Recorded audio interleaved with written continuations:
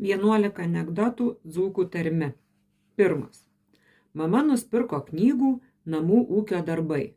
Jų pavarcis Petrukas sako: strošna knyga. Kodėl? Viskur reikia darbūt speciam.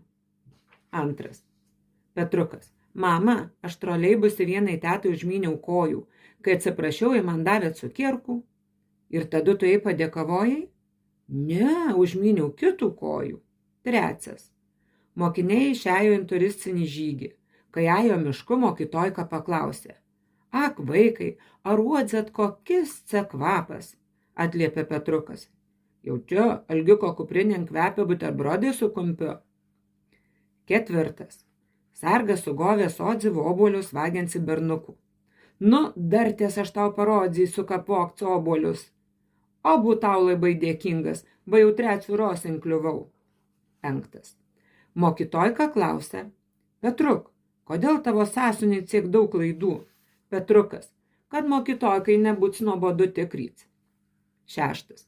Mažukas klausė tėvulio: tėvuli, kodėl meška miega žiemų? Tėvas: kad sutaupyts pinigų šildzimų. 7. Mama klausė Jonuko: ku parašei kalėdų dzieduliu? Jonukas: paprašiau dovanų sesulės. Mama: bet juk tu jau turi sesutį. Jonukas: nu šitų možna grūžyts, ji manį neklauso. 8. Jonukas su tėvuliu žiūro filmų apie indėnus. Tėvuli, kodėl jie veidus maliavojas? Kariauts ruošęs.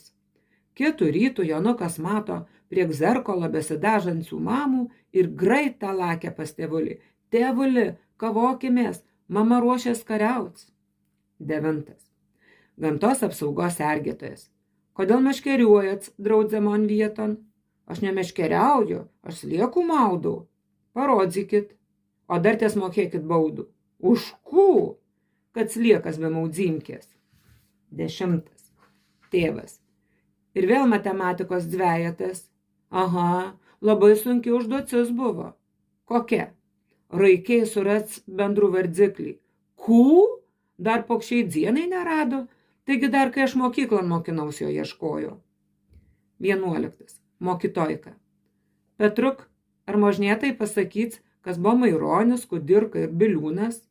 Petrukas: o jūs možnėtus pasakyts, kas buvo Plikis, Bocmanas ir Hilkšis? Nu, ne?